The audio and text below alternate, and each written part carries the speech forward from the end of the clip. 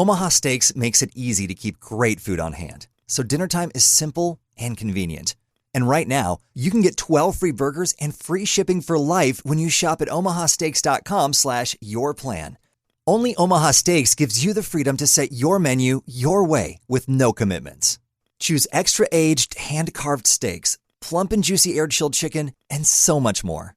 Order once or set up recurring shipments for more savings, more convenience, and inflation-proof pricing. Want to change your menu? No problem. Swap items, skip a shipment, or cancel at any time with no questions asked. You're in control to get what you want when you want it, and every bite is backed by their 100% guarantee. At Omaha Steaks, it's all about you. Visit omahasteaks.com/yourplan to sign up for recurring shipments and get 12 free burgers, a $431 per year value, and free shipping for life. Minimum purchase may apply. See site for details.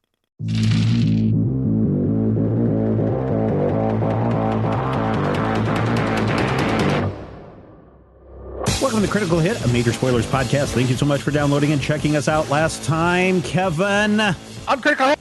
On Critical Hit. On Critical Hit. Brian and Rob. Or Brian and Rodrigo.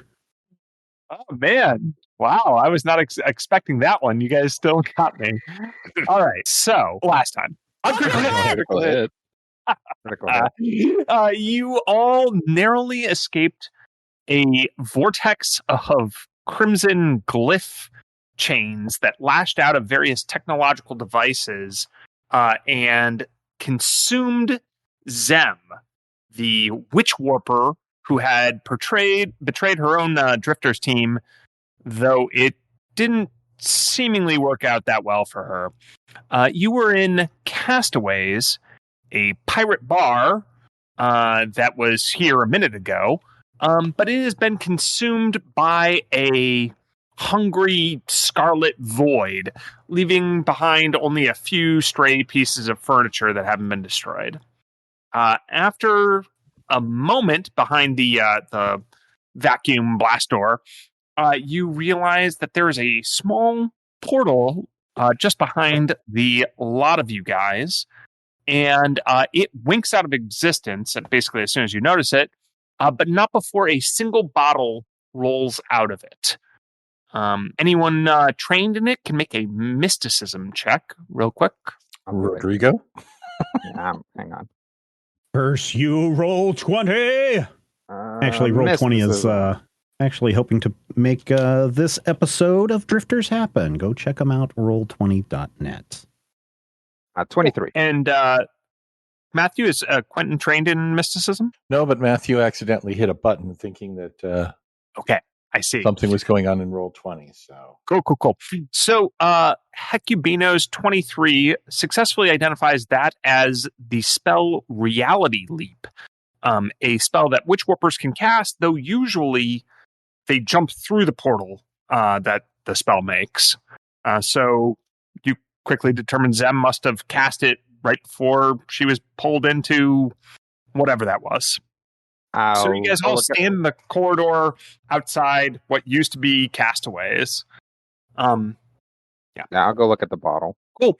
So you pick up the bottle. It's quite strange. It looks old, just a glass bottle about the size of a wine bottle, which itself is kind of unusual because everything uses fancier materials and designs nowadays. So the label is a simple adhesive just stuck on there with no cool LED displays or anything like that. But it is covered in some unusual symbols. They feature strong lines and angles, but basically no curves or circles. And the symbols look quite complex, yet also precisely drawn, likely by hand. Anyone who wants to can make a culture check to attempt to decipher them, though deciphering writing like this might take a little while, and you'll probably need to connect to the diaspora local infosphere to check your work in any case. Also, for what it's worth, while that is happening, you are still standing outside of like a decimated bar. The damage does seem to be contained to just Castaways, But that bar was built into an asteroid, and it slightly collapsed. So you guys can see that there's still red light from possibly those chains. It's the same kind of light flickering through the rubble, causing it to smolder with smoke dissipating in every direction. Hey, we should move before someone blames us for this. Agreed. Yeah, but it wasn't our fault. Yeah, but that's we're funny how that works out. It really wasn't our fault that facility blew up the last time either. So at that, Sala connects you over the local comms and asks, do you always leave a smoldering crater behind wherever you go? Generally speaking, yes. Occasionally, it's a crater filled with liquid. Well, let me know if you need a pickup. Yes, please. I'll be there as soon as I can. So what do you guys do? Try to maybe look if there's some place that's a little bit less out of the, obviously we're standing in front of a smoldering ruin that we can wait for the pickup. Yeah, we kind of all, try to run around in different directions. We run into each other. We all try to go through a doorway at the same time and get stuck. Yakety sax plays. Yeah. Whoop, whoop, whoop, whoop. I float casually. All right, sounds good. You guys can manage to avoid some of the locals' inquiries as to what just happened. And while you're doing so, you can spend some of that time making those aforementioned culture checks to decipher this writing. So, let's see. Amu, you got a 29? Yep. Yeah, that's going to be the best. So, fortunately, it looks like Vangi and Quentin and... Well, really just Vangi and Quentin do basically assist. So you guys can feel free to chime in with how you assist. But you have to look up what language this is and then go through glyph by glyph and try to, not just understand what these symbols mean, but how that's constructed into a logical sentence. So the good news for Amu is you are quickly certain that the language here is infernal. Extraplanar language that is filled with very sharp sounding words and a lot of precise meanings that can be shaded into a million different contexts. And it's a language that's easily misinterpreted and misunderstood, except by truly native speakers, of which you've heard only devils really count. Anyway, with some help deciphering some of the runes, the bottle label says, "I'm sorry." That takes up a surprisingly long number of symbols to say, and should be basically impossible to write in Infernal. Yeah, the how it's used here is a variation of the "I should have been a triple agent" verb conjugation. I assume Vangi's help is basically just understanding that Infernal is often used in really, really shady contracts, and it's had to double check on some of that stuff for when you're a performer, because sometimes they throw in little Infernal stuff. Mm-hmm. Quentin will access local databases and see if there's any information. Then there's another message right after that, which is a little bit easier to express. Let my regrets prevent similar mistakes. And then after that, there's a code. Infernal is great for passing along codes, but it seems to be just an infosphere address, username, and password. I hope it's not admin and 12345. Password 1234. Access granted. Well, I smashed my own data pad to prevent tentacles coming out of it. So change the code on my briefcase.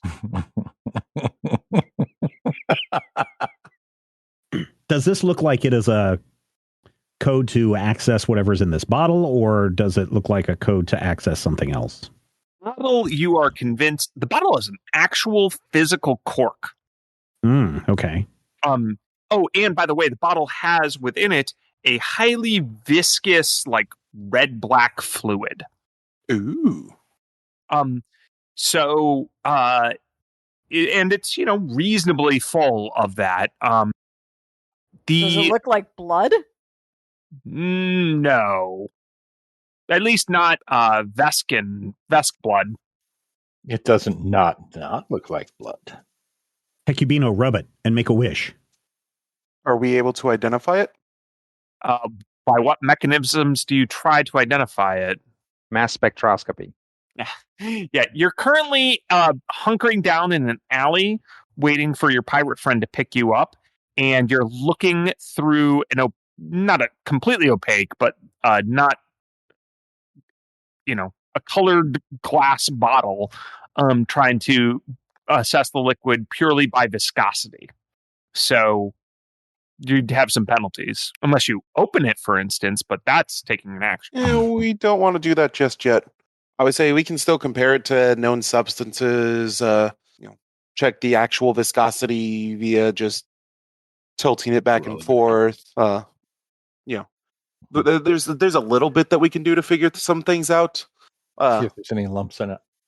Make a physical sciences check. Yeah. And then, Bob, you had a question for me. What was it? Oh, the username and password. Does it look like it's something that we would know what it's for?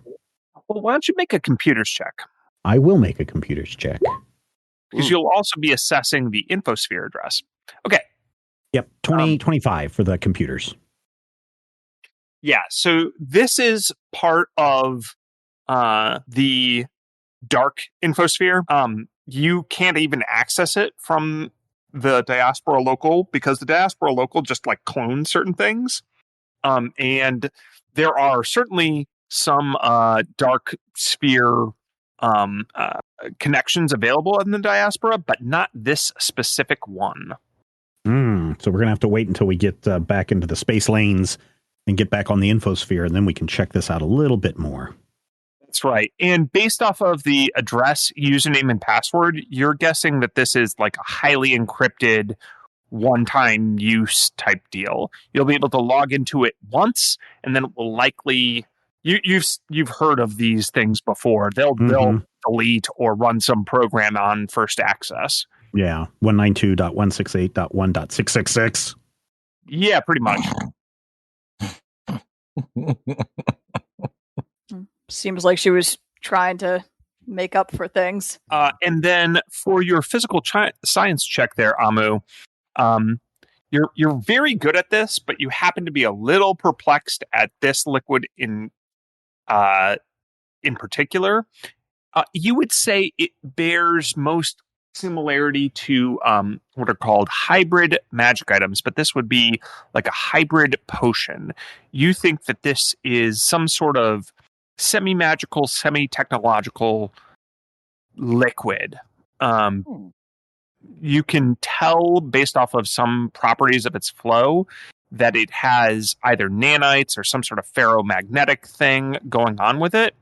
But then it occurs to you to start to why it would have to be in this type of container and stuff like that. And you think that, and you could easily get, say, Hecubino to check this for you, but you think there might be magical properties.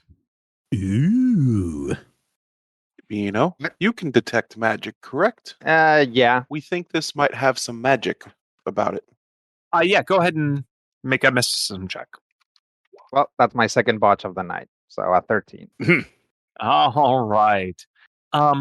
Unfortunately, you're fairly convinced this is no more magical than a bottle of wine. Yeah, Hecubino is definitely sorting this out. Like, he's thinking and he's not paying attention to anybody else. So, Amu hands him the bottle and, Hecubino looks at it, shakes it, and is like, I don't know, hands it back. Okay, we'll put it away for now. Okay, cool.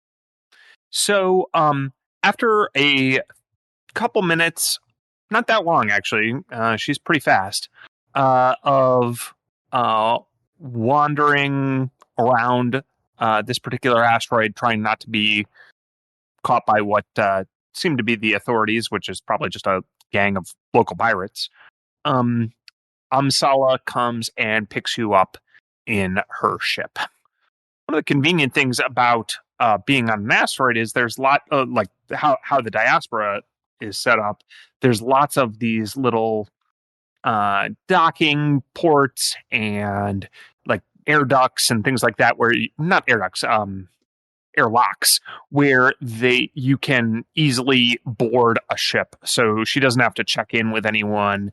This seems to be a low bureaucracy, low rules area.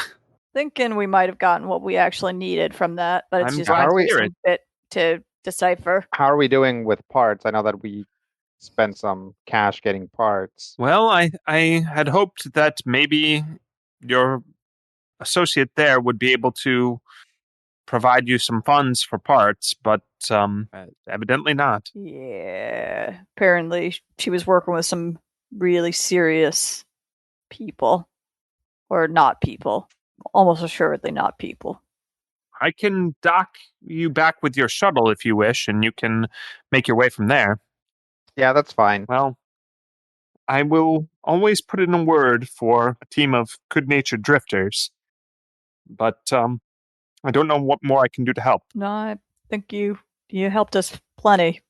Thank you. You look after Rain. She tries. She tries.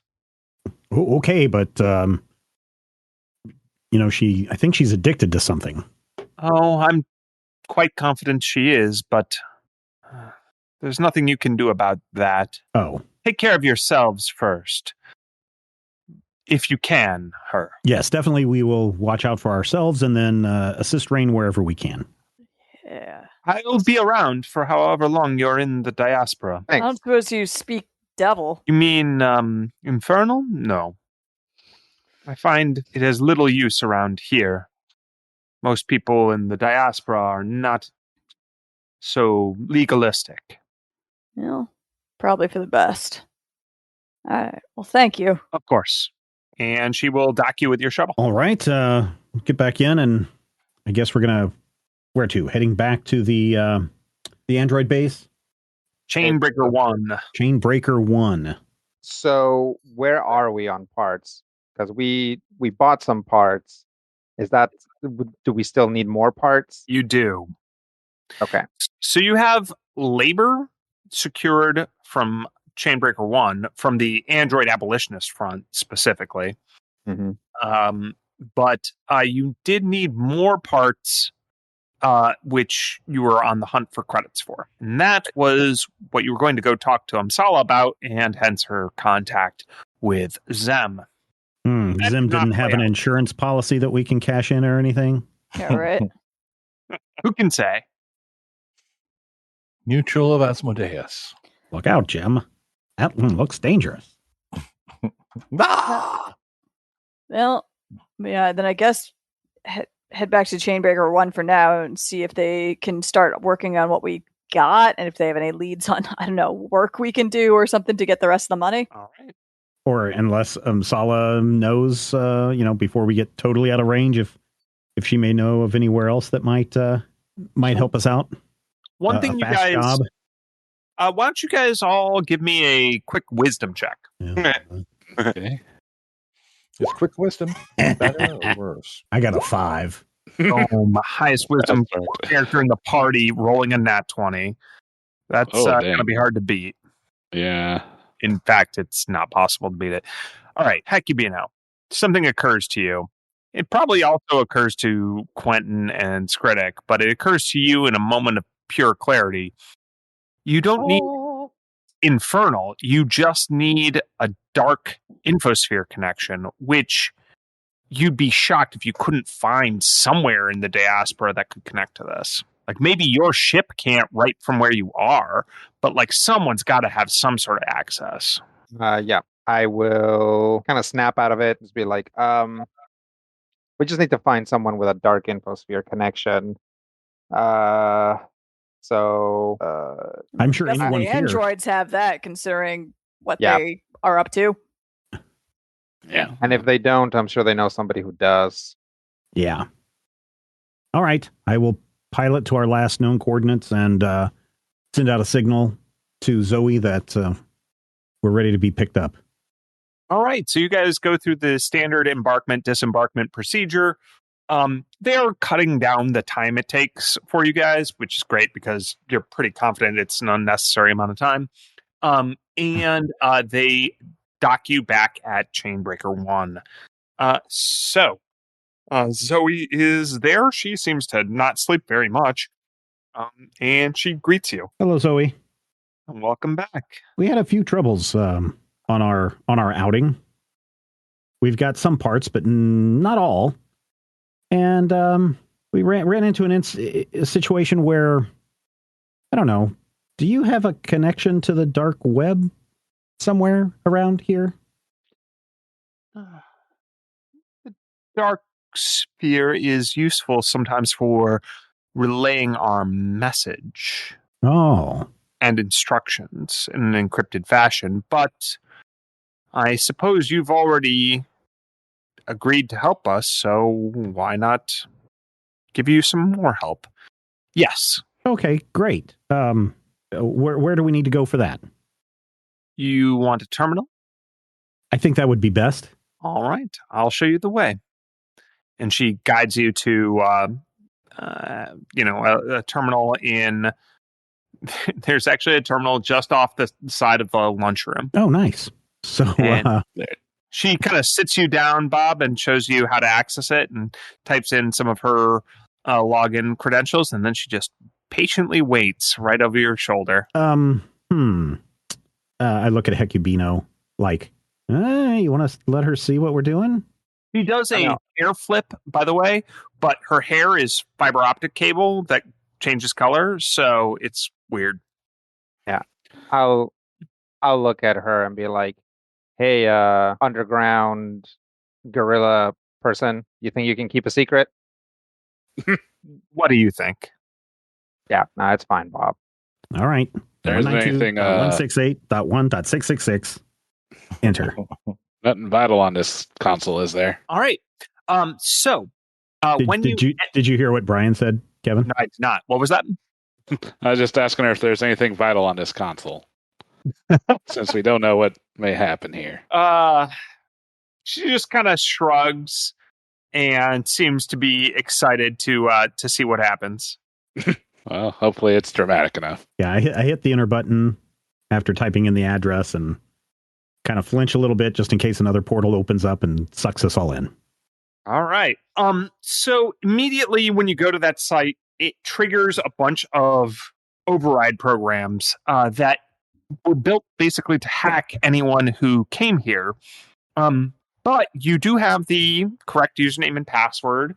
And it seems to quickly assess, like, it takes over the terminal entirely, pops up a bunch of different screens, and runs whatever diagnostics the terminal seems to be capable of running, as though it's like hacked your local station and is like accessing cameras, accessing biosensors, things like that. From what you can tell when it pops up these little screens, it has granted you access to Zem's, albeit like modest, fortune, as this is her last will and testament, and it has also revealed the ingredients and what the bottle holds. It is a reality transfer potion, and according to all of the details within, it seems to be able to, when you drink it, basically shift. The mechanism is relatively complex because it's all witch warper magic. Shift a different version of reality into place in which you did not do the last thing you did. And it seems to be designed in particular towards agreements or contracts or technical violations or laws, anything like that. Wow, that is useful. Omega 13 in a bottle, got it. How much money is in her last will? And was there any like note or anything? Just money and ingredients for this? Just money in this. Huh. It might occur to, I don't even know who it would occur to. It's hard to say, but there's no ingredient. No one. We're all idiots. That's true. Well, if it occurs to you naturally, it occurs to you naturally. But in any case, there are no instructions other than her money and this thing, which you can also consider what the bottle says. And the amount of money is coincidentally about, if you make it stretch, if you use Amsala as a contact, if you go and hustle, you think it's enough to buy the parts to fix the ship. Ooh, nice. Can you tell me what the bottle said again? The bottle says, "I'm sorry, let my regrets prevent similar mistakes." Well, that seems to solve your money problem, I suppose. Credits are good. Most definitely. Wow. Wow. I could contact Imsala and have the parts transferred over here. That seems wise. We can arrange for secure transfers. Oh, okay. I will open up a little side terminal and send a message out. All right. And say, give me your account number and the password, and I will transfer this information, these credits to you immediately. Yeah, you don't need their password in order to transfer them credit. I mean, they might. We might. If you open an account and put 30,000 credits into it, then I will match it. And then sounds like a scam. Sounds like a 401k. I mean, got to do whatever we can. I'm an Eoxian prince. This was sent to you in error, but you can get a refund. Yeah. My poor dead uncle has left me lots of money, and I need to get it out of Absalon Station as quickly as possible. We're this is where you come in. Secret shoppers to test the new brand of flamethrowers. This deal only lasts for the next 20 minutes. This is a picture of me, and it's just like a picture of a sexy drow. This is definitely what I look like. All right. So, you can contact Amsala and get some of the parts rolling. There's like a whole little process you have to go through with Chainbreaker, but they can figure that out in order to get what they need. They do it all the time, so that's fine. Zoe can assist. And then you have this information, but apart from that, I think it's time to fix the ship, right? Fix the ship. Fix the ship. Fix the ship. Even Rocky had a montage. Oh, sorry. So it is time for a montage. You have access to a shuttle, which can get you around the diaspora, and so you can go different places if you want to. You can talk to different people if you want to. The Squeaky Clean is being repaired. You guys have parts. You guys have labor. You paid enough credits for everything that you need. So what do you guys do while that is happening? But before you answer, first, I'm going to say that Zoe will pull aside Bob and Quentin because she's very interested in talking politics and philosophy, android politics and philosophy. So how do you guys handle that? Have fun, Bob. Nod politely. Quentin will engage her in a rousing discussion of Pilates. Pilates. Robo Pilates, yes. Robo-polity. Exactly. When you say not politely, Bob, give me I said nod. More. I said nod politely. I just listen and nod. Yes. Gotcha. He's going to do that thing that, when your grandma starts talking Facebook politics at Thanksgiving. Well, she is very animated and she seems to care a lot, and she's trying to convince you guys to care a lot.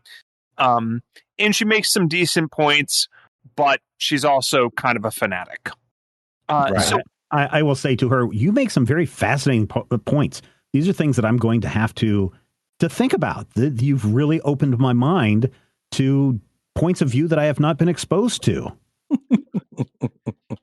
Nice. So after that, I will turn it over to you guys. Who wants to go first? Well, what's something you do while the ship is being fixed as part of, like, you have some time in the diaspora? Quentin is going to seek out games of chance and pool and try and hustle people for money to make sure that we have enough funds. All right. So you go to some of the local pirate bars, because that's definitely going to be the best place to do this. And you find that there's a local shark that runs the joint. A literal shark? No, he's not an uplifted shark. He's actually a Quarlu, just like Spago, the same species as Spago, but he himself is obviously a totally different person. His name is Felson, and he's the guy here. He is the best at this complicated game that involves kind of like pool. You hit a ball and it goes in a million different directions, but there's unnecessary like pinball style bouncers and lights that flash. And he's the main hustler of this joint, and so you have to take him on. I will do that. What style do you take? Do you try to win the crowd over, or are you just good at the game? Well, clearly the first couple of matches or rounds, I'll have to learn the game. Certainly. Seem to learn the game, perhaps even, build up his confidence. Maybe play to the crowd a little bit, but very subtly. Basically, the fresh-faced new kid in town, the fresh-faced silver sphere in town approach. This has just been applied today. Exactly. I Freshly polished. Born yesterday. Just got off a bus from Iowa. Or just got off a rocket tram from Hackathon. It's hard to say. Quentin, yes. Pool Shark, the best in the diaspora, who will soon learn that trying to be the best at anything carries its own special risks in our very own Twilight Zone. Yes, but am I Esai Morales or am I Jack Klugman? Yeah, that's what you're going to have to figure out. I know, because the endings are different. Crap. So after you lose a couple of games of Domjot to Felson, Domjot to Felson, by the way, is my favorite Coheed and Cambria album. Why don't you give me I don't know. How about a culture check? You sure it's culture and maybe not sleight of hand or Well, yeah, actually, lying? Sleight of hand is fine. I'll definitely allow sleight of hand. I could be lying. Maybe it's a bluff. Could be a bluff. No. Not a bluff? Sleight of hand? You're not going to let me bluff? I mean, you can bluff all you want, but it doesn't affect how well you do at the game. Well, I am pretty awesome. How do you feel about a 23? 23 is pretty good. Let's see how Felson the Quarlu does. He takes you for all you're worth. You are left wondering, if you're a loser forever, and if this is where your life story ends. That's how bad he makes you feel after he crushes your dreams in the final showdown. It was a narrow thing, but unfortunately, it's all or nothing in any game of Domjot. So you lose 1,000 credits. So the Esai Morales ending.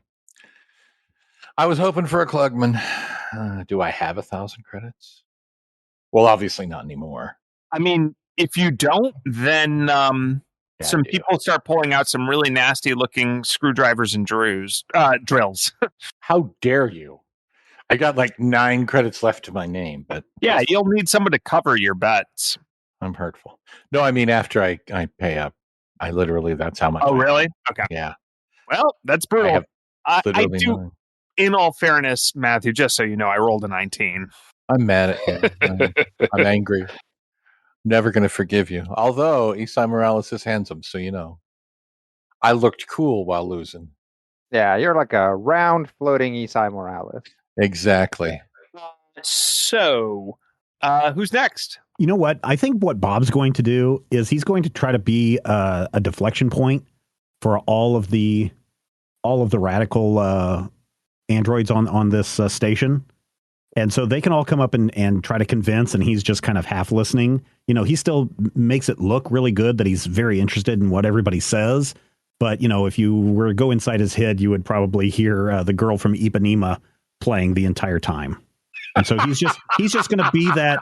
He's just going to be, people are going to, you know, they're going to come up to him and say, oh, man, you know, you need to get in with us. You know, they try to give him pamphlets and they're trying to talk him up about their latest goals and their overall desires. And Bob is nodding, is like, oh, yes, this is fascinating. Do you have some literature on this? And Bob will take it and pretend to read and just kind of, you know, be the go-to person for everybody who wants to share their ideas so that they're not bothering everyone else.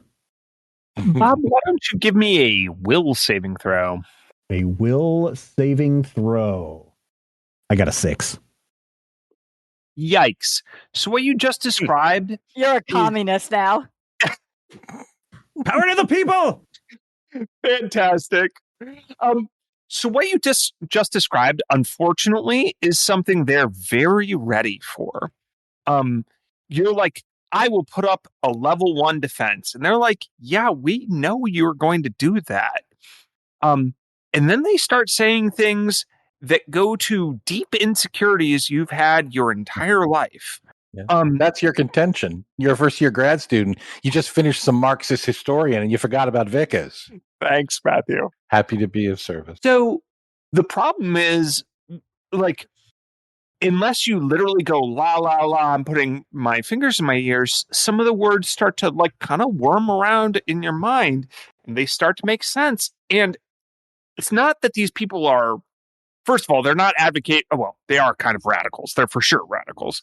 But, like, the things that they're advocating for at the highest level are pretty reasonable / they're arguing against things that are really awful, like Android indenture, which you personally have felt. Right. So, I agree with you. We should be getting rid of all debt. Cast off the debt. Well, and they make a good case that basically debt is a tool of the powerful, dynastic rich that never loses power. So, like, they're well adept to kind of radicalizing a regular android because, you know, regular androids have it pretty rough. Off with their heads. Let's bring the system down. Right. So thank you for tanking them. But they have introduced a number of ideas into your head, Bob. So while that's happening, you're definitely in Chainbreaker 1, so you get to hear this, Bob. Grace is eager to assist all the repairs, and pretty quickly she can talk again, which she seems to do a lot of all of a sudden, as though making up for lost time. She has also developed a deep loathing of gremlins, the Sabotag Company, and Talos specifically. Oh, don't worry, Grace. We'll get back at all of them. Good. I'm glad to hear that. I'm not normally one that is vengeance motivated, but what they did was really messed up, and I don't like it, and they should not win. That's right. We got to stick up for our own, Grace. We're going to tear this whole system down. I feel like I've missed some conversations with you, Bob, but I'm eager to hear exactly what I've missed. I upload a pamphlet. Oh, hey, here's something else that happens. Brenson, Sirius, and Duthane send a little local invite to you guys. Any of you that wish to attend a drinking contest at a local dive bar on a nearby asteroid can attend. Does anybody wish to? What I was actually going to say that I wanted to do, which was just get in contact with them and be like, hey, we're stuck here for a while repairs are done. Like, if you could show us around, tell us your favorite places, be our local guides. They seem like the type. So I'm definitely down for the drinking contest and anything else that they want to show us.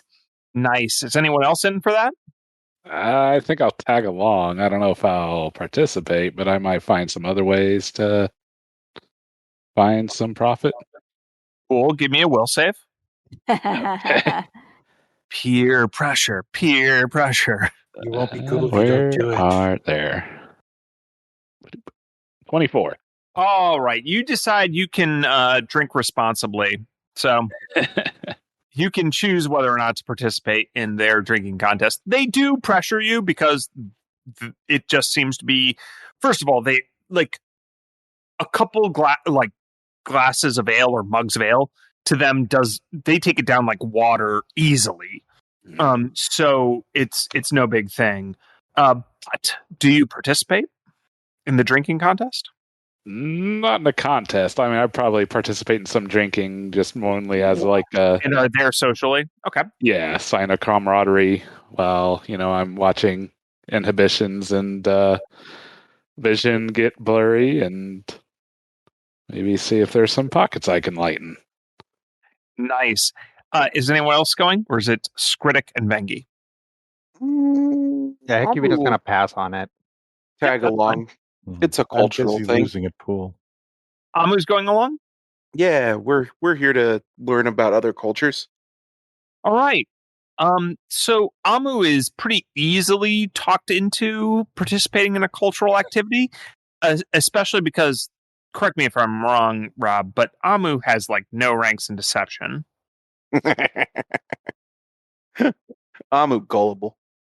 So the thing is, he doesn't have a face, but he expresses himself so clearly with all of his coral reef parts that like he's actually fairly easy to read because you kind of need to make exaggerated movements in order to make it clear what you're feeling, and you're not used to turning that off. So Brenton, Sirius, and Duthane read you like a book, and they're like, you should be in this drinking contest with us. It'll be great. It's a cultural experience. It's a unique dwarven, specifically Star Citadel of Herod experience. You should totally join it. Yeah, Amu, drinking is the best way to make friends. That and fighting. Drinking and fighting. Oh, no. You won't be cool if you don't do it. Amu has like no self-control on that front. For each of you, Vangi, Amu, and then Skritic, you get a little bit of a different thing. You get to tell me how this turns out for you. How well do you do? What do you do? What bad or interesting or funny thing happens to you? And Skritic, you're not participating in the contest, but you are the other one there, like looking after everybody, seeing everything that goes down. You're the one who will remember this night. So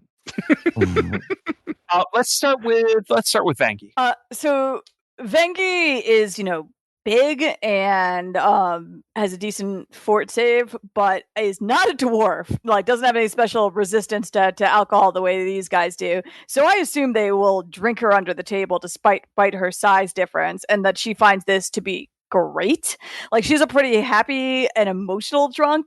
So I imagine at some point, like, she does not win the drinking contest by any means, but has a wonderful time and basically just gushes about how the fact that like she feels like they're family and she's so happy that they met and that this has been like such a great experience. And that she's so glad that they've watched the show, and like, sometime like they should, I don't know, come to Akaton, except for not come to Akaton because Akaton sucks, but like seriously come to Akaton and like I'll show you the ropes, and like, but just really anytime you need anything, we're family now. I love you. I'm so happy that you got to see your grandkids. You guys are the best.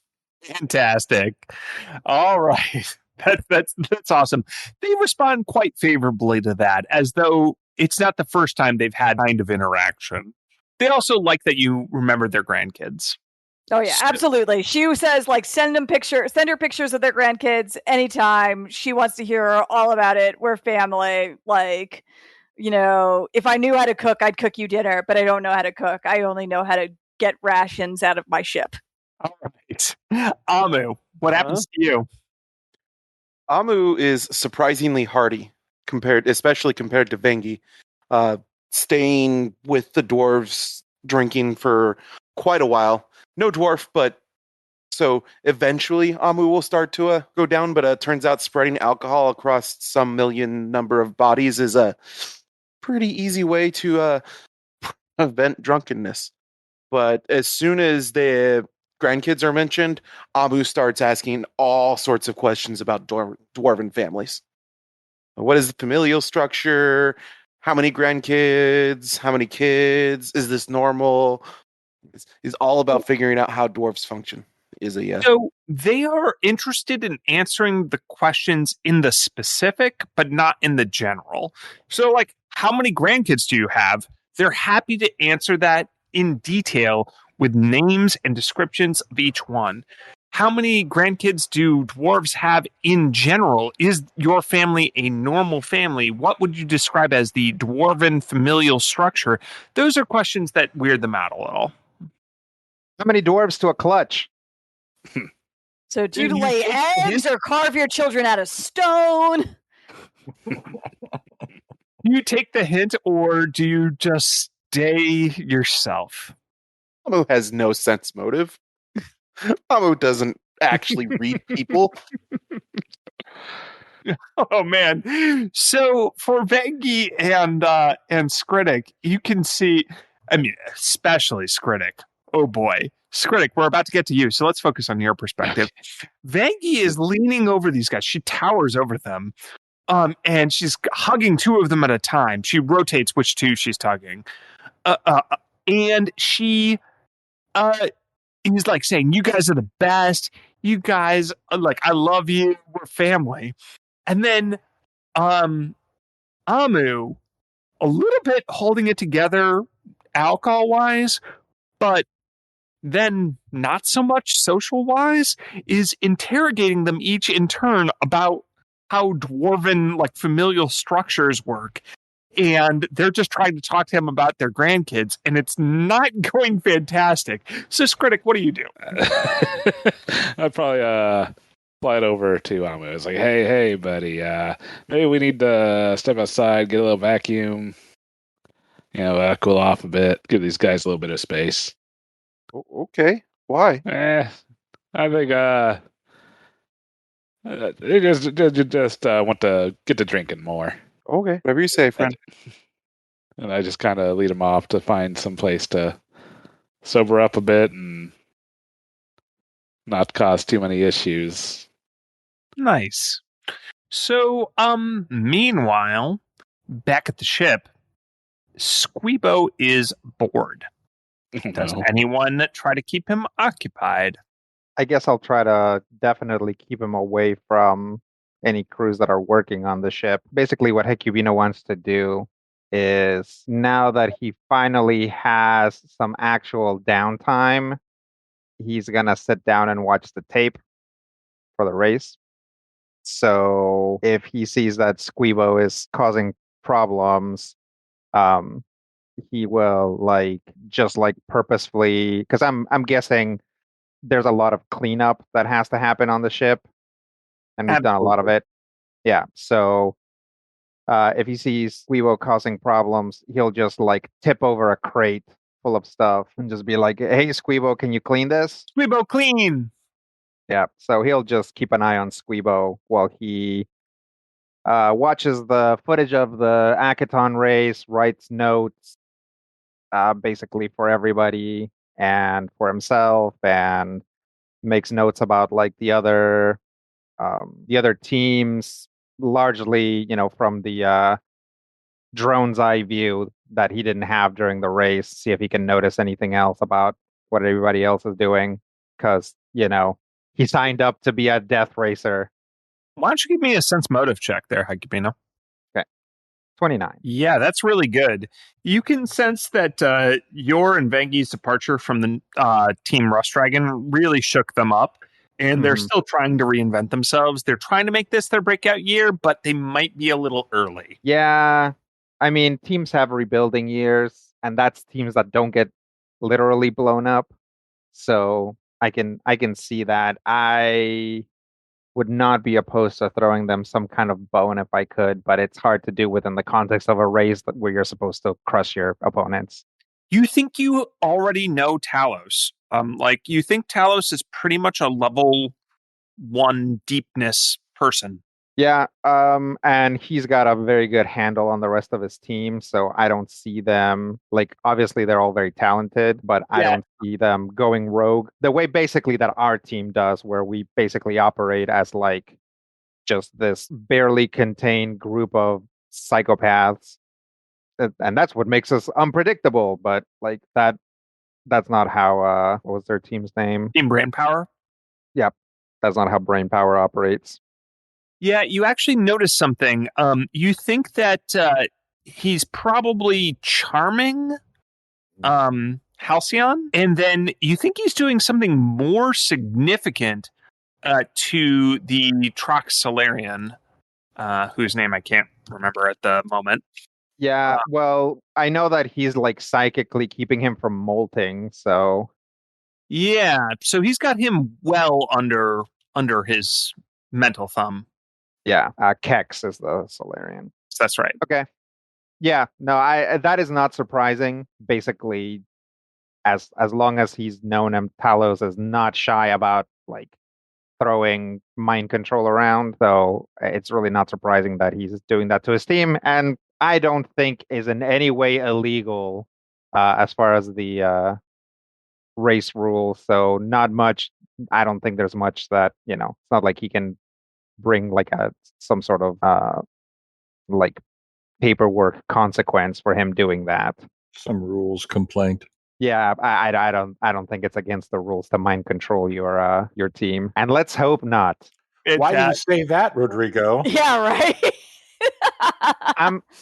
I'm just saying, when it comes down to action economy, one of these days I might have to like mind control someone for like 5 squares. Fantastic. All right. So with that, you do manage to try to distract Squeebo, and you notice that he is actually just an excellent industrial cleaner. Like when the androids that are fixing the squeaky clean need an industrial strength solvent, Squeebo is there, and so long as you like approach him the right way, he'll do it and he'll be happy. Yeah, just don't shoot him. I mean, to be fair, that applies to most of us. Don't shoot us. Yeah, as long as you don't shoot us, we can probably perform our jobs a lot better. No, that's good. Definitely. I'm gonna guess that we're even throughout all this, we're not running low on space suds. No, you're not. So I'm going to give some to the androids and describe to them some of the properties that we've seen them have, which I'm sure they'd be able to, at the very least, like weaponize in some way, right? Like use it as some sort of like floor grease to trip someone up, or to have them sud up violently and get some like soft cover out of the deal. Nice. I like that. Cool. So that's what Hecubino does. So does anybody else have anything in particular that they wanted to do? After recovering from the drinking contest, I do legitimately want to see if the dwarves will show me some of the sites and like especially like local food and anything else that would be fun. So unfortunately, the dwarves have to go back to their shift. Ah, fair enough. But even if they could just recommend some things. Well, one person who's willing to show you guys around is Amsala. Oh, sure. She's open by the local comms, so she will offer to show you guys around some of the sites of the diaspora. Does anyone want to take her up on it? Yes, I'd love to. Yeah, for sure. Yes. So it's Amu, Quentin, and Venki. Mm-hmm. Yeah, that's a funny team. All right, sounds good. Cool. So you quickly realize that she's a crazy person. And you're like, I never really cared about speed limits before, but now I do. Now that I don't have them, oh boy. You probably certainly care a lot more when you're in a very small, light, frail ship, right? Yeah, for sure. So she will take you first on a little, she calls it a quick run.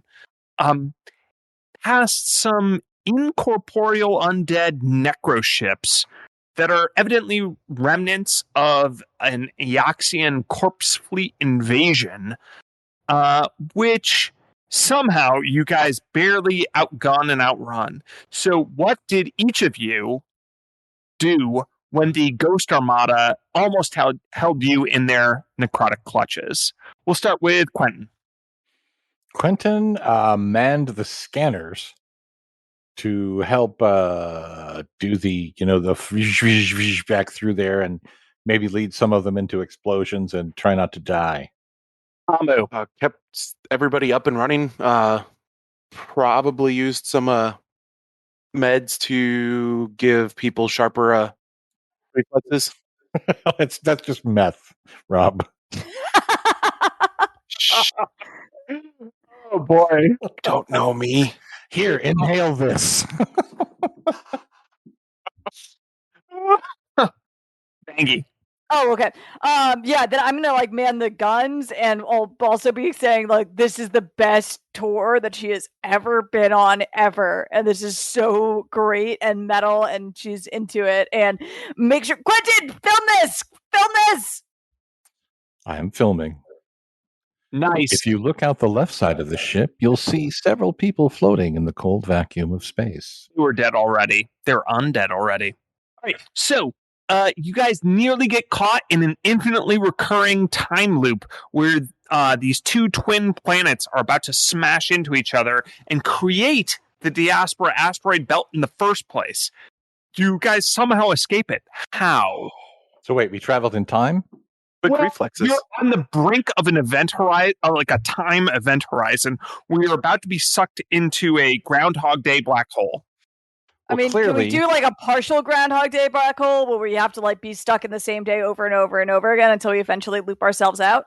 Right. We have to realize, first and foremost, we have to reverse the polarity of the neutron flow, because that will always get you out of an inverted triple dipper Groundhog's Day loop. We probably went through it 17 times.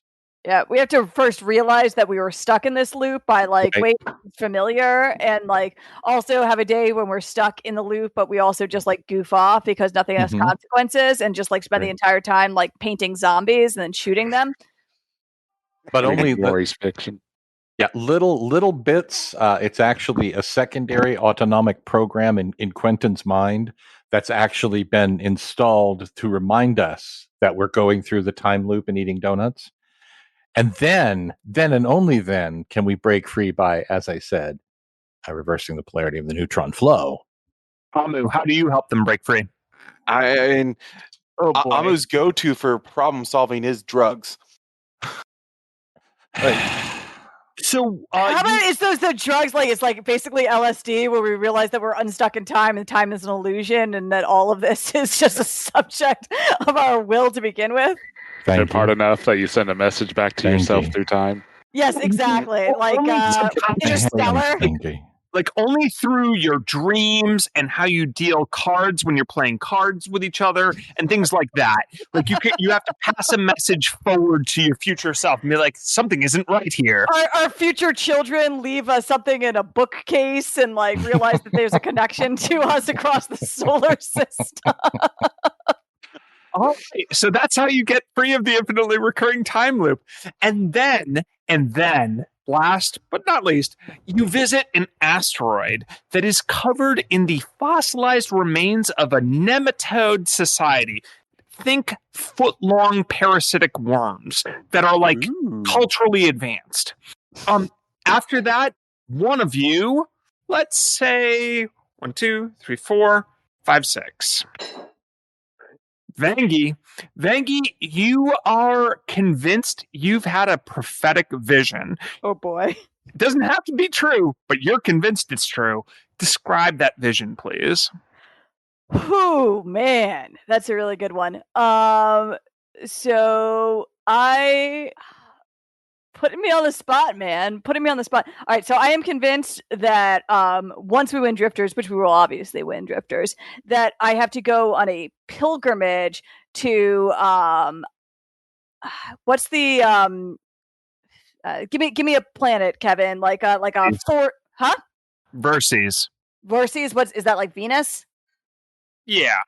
All right, yeah. So I have to go on a pilgrimage to Verces and like spend like a month in like the jungles of Verces to like further increase my like vision powers. In which case, I will like have some cosmic great understanding that will put me better in touch with the world and time, because I just only touched on the fact that time is an illusion from our recent expedition. And then when that is done, I will have discovered some fundamental truth about the universe that will be change drift travel forever and make me incredibly famous. Awesome. We're actually going to change that from Verces to Castrovel. Castrovel is more equivalent to Venus, and it's a warm, like jungle planet. So it's a perfect place for that. Fantastic. I need to go to like a sweat lodge and like lick frogs, and then it'll be perfect. Right. Then you need to get into character and start playing Vanky. Well said, Matthew. That's what we're here for. All right. So after that, she's like, "Hey, yeah, it was quite pleasant taking you around the diaspora. This is what life is like here. You should consider moving here after your career." Yes, I should.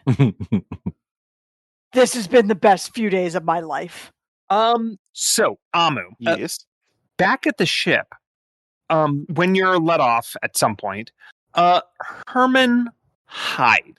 He does not seem to like all the activity and all the strangers and all the repairs, and he just seems to want to be left alone and conceal himself beside the construction crates and all that stuff. What do you do, if anything, with Herman? We think the best thing is to let him be. The extra activity is clearly causing him distress, and we don't want to distress the crate fiend. That seems like a recipe for disaster. So we will make sure people are aware he is there and let him do his thing. All right. Why don't you give me, let's say a life science check. Okay. 28? Yeah, 28 is excellent. You know how crate fiends respond. You need to kind of be sure that they have a safe place to go, that Herman doesn't feel like cornered, because if Herman feels cornered, that's when he's going to start to get violent. So long as he has like little safe retreats that no one bothers him at, he'll be fine. So we'll set up little people free zones, crab safety zones. We'll come up with a better name for them. We won't. How about unshellfish areas? Boo. What? A hermitage? Oh. Does anybody else have anything else that they want to do during the montage? Train gremlins. Yeah, so what are you training them for? Riding a missile. Yeah, you can turn them into the dancing Warner Brothers frog. Like I actually would want to spend some time figuring out a good way to weaponize them. Like basically figuring out how we can like load them onto a launcher and shoot them at other vehicles. Give me a mysticism check. And then anyone who's working on this can also give me a sense motive check. Sense motive check? Yeah. Nice mysticism. Sure. 30. There. Yeah, the old 3-0 is pretty good. Amu's sense motive is a 14. Skritic helps out with a pretty excellent sense motive. Okay, so Hecubino, from a mystical standpoint, these things are fey, and therefore they kind of obey weird rules. Like they obey the rules of chaos. Meaning, like which you can kind of decipher for these particular gremlins, that they're like bound to destroy things. So the good news about that is that makes them easy to weaponize against somebody else. But the hard part is them not like destroying everything in the meantime. Like keeping them captive is actually a pain in the butt. Right. Skritic, you're good at figuring this out. You realize that these are kind of frankly simple-minded creatures. They're almost forces of nature in the way that they work as opposed to fully formed individuals.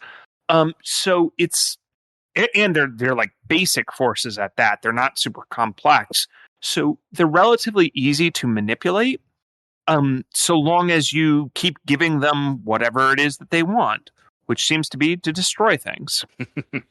Yeah, so I basically point that out to the guys, and I'll ask the androids if they have anything mechanical that they need disposed of, like old motherboards that they can't use because because they're too new or because they're fragged or for whatever reason, and try to like basically work up a stash and like a feeding schedule Nice. where we just like keep them in some sort of tube or whatever where we can just like slide something in and they'll like rip it up and give them a few hours and then slide something else in.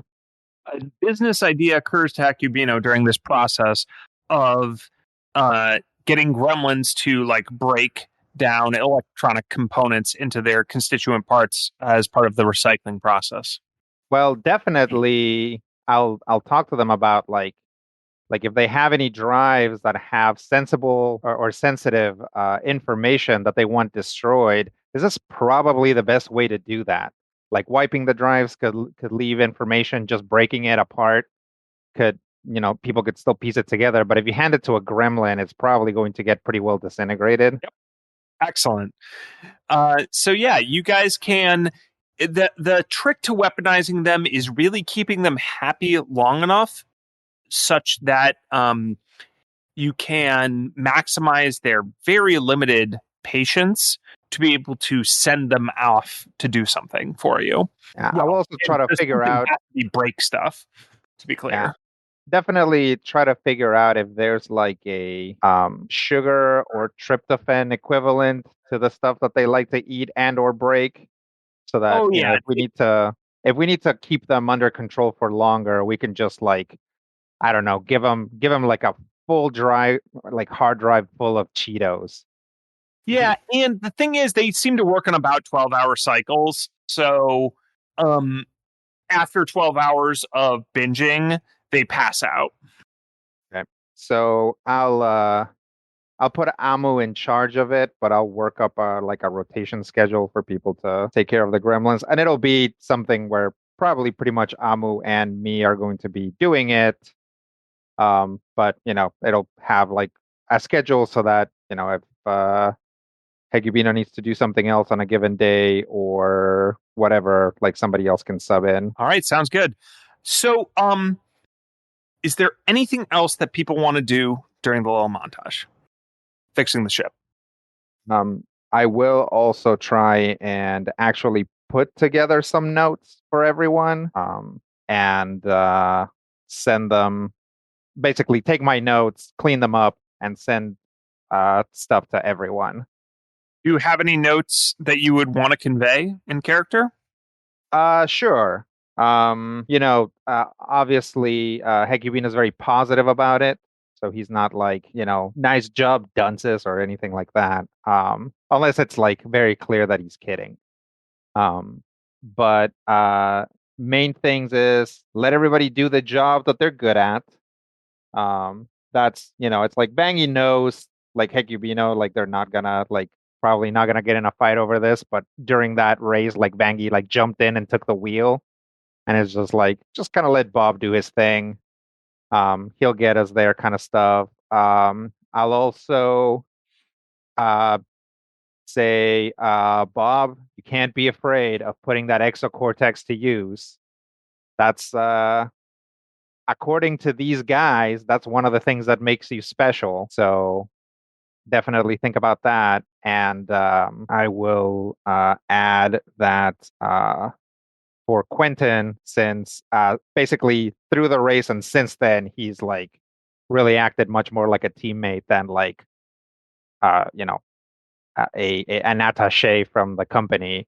I'll probably give him like more stuff to do and tell him that he's, basically allowed to improvise during a race as much as he needs to.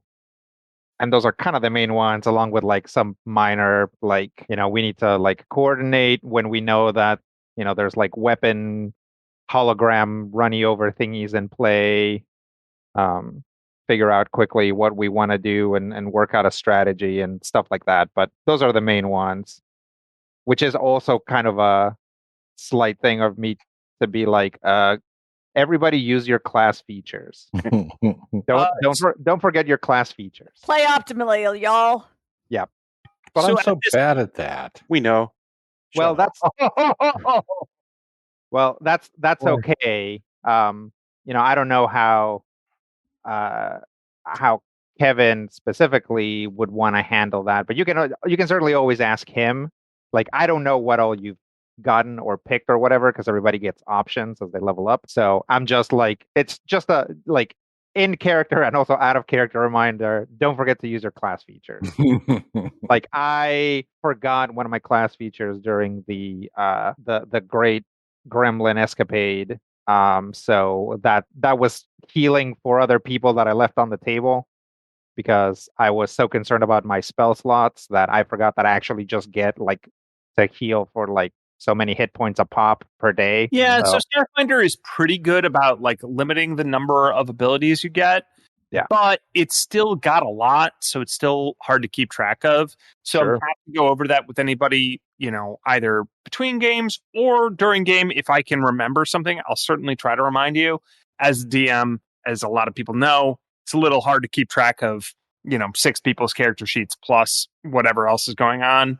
Yeah, But, and definitely I would say Envoy, whatever the tech one is, and the sneaky one, operative. Yeah, Operative those biohacker. Yeah, operative. Yeah, so those 3 are definitely like very like skill heavy classes and have class features that care about that sort of thing a lot. So it's worth it to, like, now that we've run a race, it's worth it to think about like, what were the skills that we were using? Do we have something that buffs or cares about those skills? Not that it matters, because any given race is probably going to be its own kind of hell group of like weird tasks. But yeah. So after that, somewhat instructive, somewhat constructive, somewhat upbeat Hecubino team meeting, does anyone else have anything that they want to do? Mainly Bob is just working with Grace to ensure that the repairs are going smoothly and doing all of the checks that need to be done and passing on that information. Bob has also changed out his blue jumpsuit to a military green jumpsuit with a beret and reflective sunglasses. Fantastic. Awesome. All right. To the front. The one thing I just want to do is make sure to clean up my room, considering it got trashed by gremlins. Sure. Yeah, that's probably a good idea. Yeah, I think. Also, are there any native wildlife on this asteroid? No. Yeah. There's a horrifying water asteroid that's full of sea monsters. It's true. There is, actually. And specifically, they were in the market for like aquatic scientists until their research station stopped responding to all signals. Would you like to check that out? Sure. Say no. Bad idea. We're not doing the sphere tonight. Come on. Amu just gets to play Subnautica by himself for like 6 hours. Yes. Look at that. Amu's out of time. Amu signed up for a lot of the extracurriculars, so he runs out of time. Yeah. That's a shame. Yeah, we did. All right. So finally, the ship appears ready to go. Through montage magic, you are all assembled in the docking bay where the squeaky clean was being fixed. Zoe approaches the lot of you. So we've almost got everything all set. The only thing we haven't fixed yet is the long-range comms array. They're a bit fiddly and time-consuming, but I thought you may want to just head out immediately. Besides, Bob can probably fix that by himself, given some time now that he has the parts. Yeah, definitely. And you don't need that to run a race, right? You might need it to know where the race is. Well, we already have the coordinates of where we're meeting Rain, so should be okay. Is that something that we need to be outside of the ship to do? No. Okay. Yeah, that sounds fine. Thank you very much for your help. Can you tell us or remind us what the nature of our agreement was with them? We're supposed to like hack into somebody's PC? Hack into the main man's computer. To Eon Souljet, right? Yeah. Eon Souljet. Wait, we're hacking a space bounty Lobo? hunter? Yeah, exactly. No, someone seemingly very different. The CEO and arch director of Abadar Credit Systems, called Credit Sys. And also just a very famous person who hosts his own infosphere show, The Axiom of Abundance. I hate him already. Right. Oh, yeah. He's like Prosperity gospel dude. Yep. Your words, not mine. Which is probably also something he says very frequently. So, you guys have the squeaky clean totally fixed. You have the coordinates that Rain had previously given you. You don't have long range comms. What do you do? Fix the long range comms. Yeah, we'll probably start to get going and then fix them along the way if we can. Yeah, Bob can fix this. Sure. After a quick glance, you're pretty sure Zoe's right that the long range comms are going to take longer than the trip is. That's not good. You're going to basically arrive without long range comms. You'll still have short range like you have now. Well, here's hoping there's no surprises waiting for us. Yeah. Oh, we've had a surprise every 10 minutes, so surely the universe has surprised it out. That sounds about right. But yes, Bob can enlist Quentin and Skritic and work as fast as we can while also autopiloting the ship to get to Rain's location. All right. Excellent. So you arrive at the coordinates Rain transmitted at the edge of the Pack World's solar system. You are all psyched. You've all got Hecubino's advice going through your mind, and you're ready for the next race. It's been a little while since the previous one.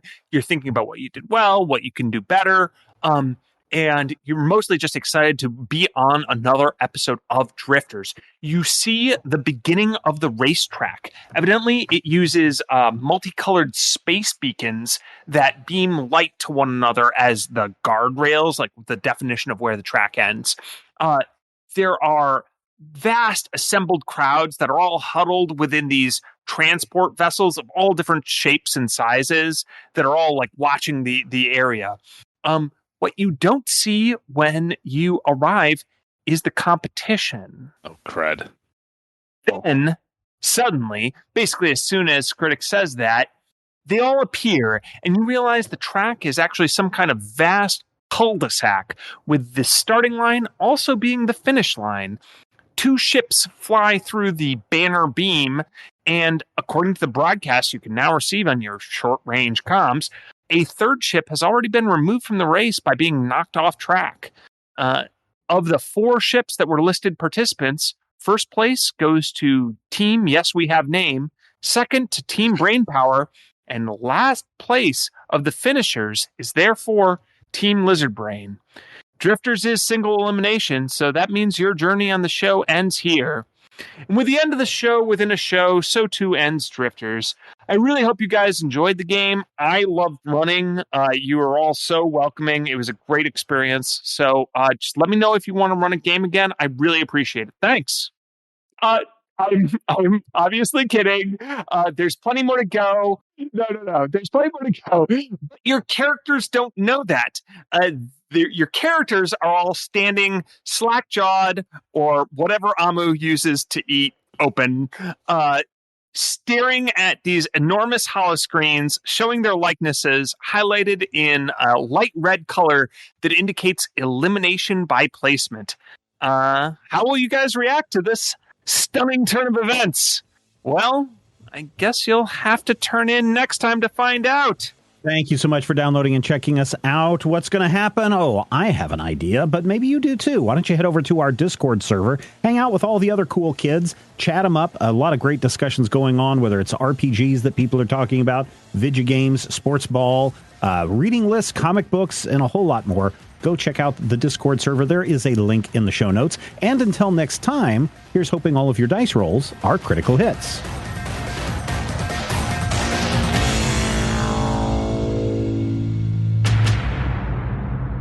This podcast is copyright 2021 by Major Spoilers Entertainment, LLC. Omaha Steaks makes it easy to keep great food on hand, so dinner time is simple and convenient. And right now, you can get 12 free burgers and free shipping for life when you shop at omahasteaks.com/onrepeat. Only Omaha Steaks gives you the freedom to set your menu your way with no commitments. Choose extra-aged, hand-carved steaks, plump and juicy air-chilled chicken, and so much more. Order once or set up recurring shipments for more savings, more convenience, and inflation-proof pricing. Want to change your menu? No problem. Swap items, skip a shipment, or cancel at any time with no questions asked. You're in control to get what you want when you want it, and every bite is backed by their 100% guarantee. At Omaha Steaks, it's all about you.